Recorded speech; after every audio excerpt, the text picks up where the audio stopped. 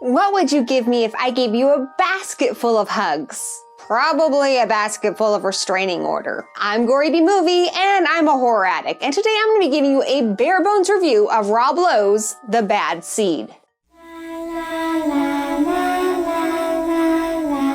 So today we're going to be talking about not the original Bad Seed movie, not the play, not the book, not the crappy 80s remake, but the new remake directed by Rob Lowe that came out this year on the Lifetime channel. The movie premiered September 9th on Lifetime, but last I checked, they are still rerunning that puppy all the time, so you can still check that out. It was written by Barbara Marshall, who also wrote Wish Upon and Viral. In addition to directing the movie, Rob Lowe also stars in the movie as the father of the Bad Seed, played by McKenna Grace. Now, the 1954 Bad Seed is one of my all-time favorite movies. It was also one of my first horror movies, so it's a movie near and dear to my gory heart. It also has quite a bit of cred, particularly for a horror movie. Patty McCormick, who played Rhoda, the Bad Seed in the 1954 version, was the youngest actress at the time nominated for an Oscar for her performance. Naturally, I was a bit skeptical going into this movie. I mean, it's a TV movie.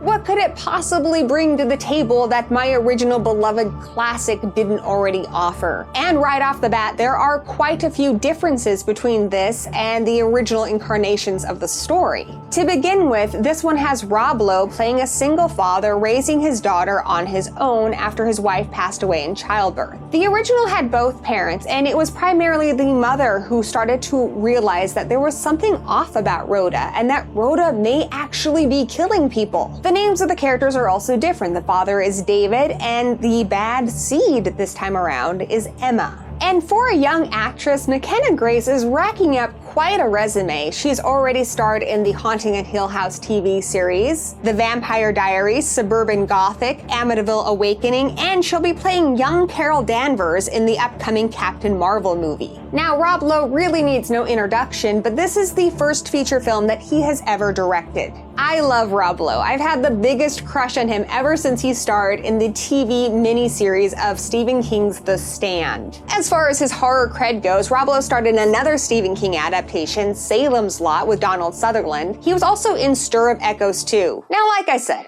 I was skeptical coming into this, but most of my fears about this movie were vanquished about 5 minutes in. Sure, there's a silly little montage that plays during the opening credits. It's very Lifetime movie-ish. But right after that, you have this very chilling scene. You have Emma in her room, and she looks out her window, and there's a cat drowning in the fountain outside. And she gives zero fucks. She goes downstairs, she joins her father for breakfast, she looks outside, she sees the cat has now drowned, and she's like, oh, there's a dead cat in the fountain. Already, you know that this girl is messed up. This is a girl to be feared. She wants to win an award at school that's for compassion, but she doesn't really have compassion. So she goes out of her way to put on this facade of compassion for her teacher, and it's all very believable, but you can see why people who see her definitely can tell that she is off. McKenna Grace gives a very understated performance. I think she did a phenomenal job of never going over the top. Rob Lowe is also fantastic. He does great with the direction here, and he is great with his performance. Now, his character is very busy. He's a single working dad. He has a lot of things going on, so you understand why he might not have noticed that his daughter is balls crazy before. For him, the inciting incident is the death of a little boy at school, the boy who ended up winning this medal for compassion.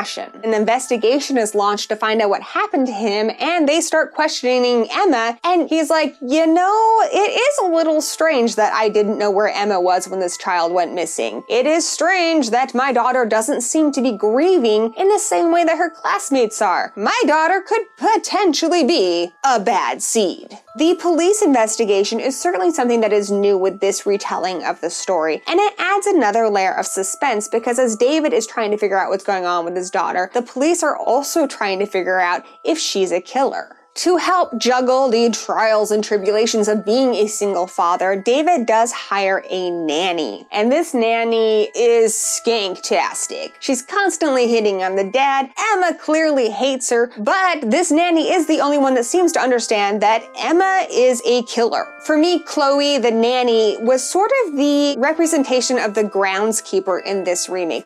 You want to know how I know how mean you are? 'Cause I'm mean.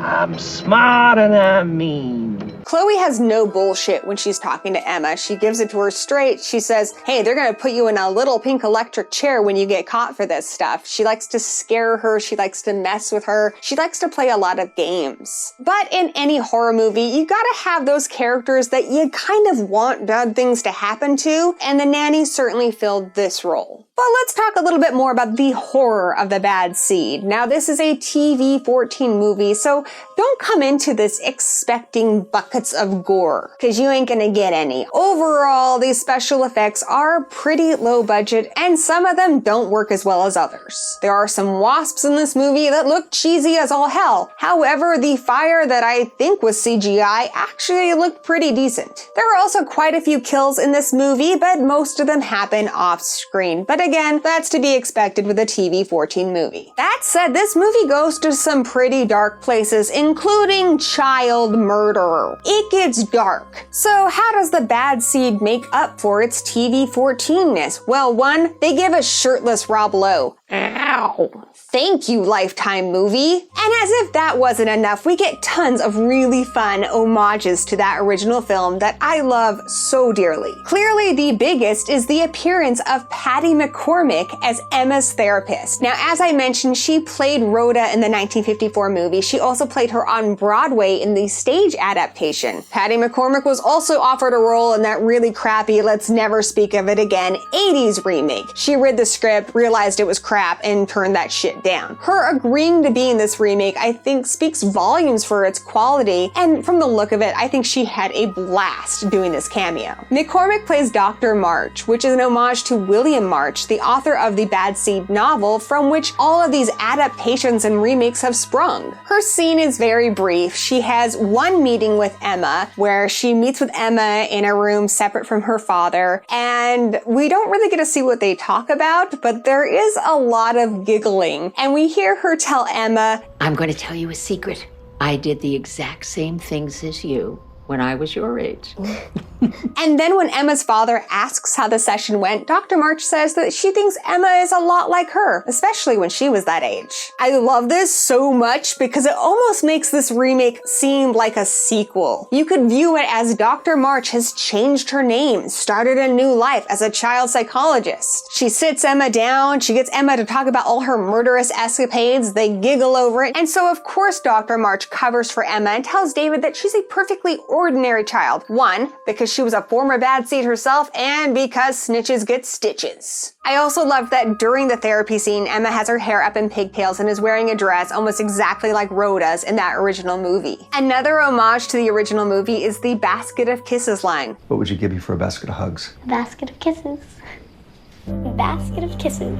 Basket of kisses. Basket of kisses. My mummy and I say those lines to each other all the time. Yeah, we got issues. I also loved Emma's red dress during the award ceremony, which I believe is an homage to Rhoda's red dress that she wore during the picnic. That film is in black and white, but throughout the movie, everyone comments on Rhoda's red dress. Now you, my love, look like a princess in that red and white dotted Swiss. There's also a part of this movie where Emma approaches her father and strokes his face in this really creepy way that Rhoda also did to her mother in the original film. Now, one of the more interesting aspects of the bad seed for me has always been this question of nature versus nurture. Can a person be born evil? And that's really what the original bad seed says, is that Rhoda was just born evil. Around the middle of the film, Rhoda's mother, Christine, discovers that she was adopted and that her birth mother was a famous murderer. She then believes that her mother's evil is genetic and that she has passed it on to Rhoda. The remake did away with that. In this one, it is very clear from the beginning that Emma is a psychopath. She has absolutely no feelings, no guilt, no remorse, and anybody who gets in her way is gonna get killed, which I think is very scary. Though the interesting thing about the curse part is it made the mother in the original film feel responsible. She passed this curse onto her child, and seeing the mother deal with that guilt was certainly very interesting. However, we see Rob Lowe's character David dealing with his own guilt at feeling that he has somehow failed his child that he has raised on his own, which which is certainly interesting in its own right. My biggest criticisms of the remake mostly concerned the third act, where it delves into a lot more melodrama and certainly begins to feel more like a Lifetime TV movie. The pacing gets strange, there are some very odd musical choices in that third act, and it just is a little too melodramatic for my liking. So, should you see it? I was really surprised by this movie. The direction and overall quality of the film was much better than what I expected from a Lifetime TV movie. This movie is suspenseful, well acted, and it looks fantastic. I loved the homages to the original, and there were many parts in this movie where I gasped in surprise or laughed out loud. That said, this in no way compares to that original film. That original film is a treasure that can't be topped. But that doesn't mean that we can't enjoy this film for what it is, which is a pretty decent film, so I'm gonna say you should see it. Now, currently, I don't know of any plans to release this movie on DVD or Blu-ray, but you can still catch it on Lifetime if you have cable, or if you have Hulu, you can watch it through the Lifetime app. Personally, I'm not super bummed that this doesn't have a home video release because it's not the kind of movie that I need to see again, but I am glad I saw it. And I think if you are a fan of the original book or movie, if you just like creepy kid movies like The Good Son, which is, let's be honest, also a Bad Seed remake, I think you're gonna like this movie a lot. Also, if you're a fan of Rob Lowe, because Rob Lowe's shirtless. Need I say more? So check it out and let me know what you think, and if you've already seen it, share your thoughts in those comments down below. And of course, if you want to see more bare bones reviews like these, be sure to hack that thumbs up button, subscribe, and ring that bell so you don't miss any of our upcoming videos. Thanks for watching. Basket of Kisses!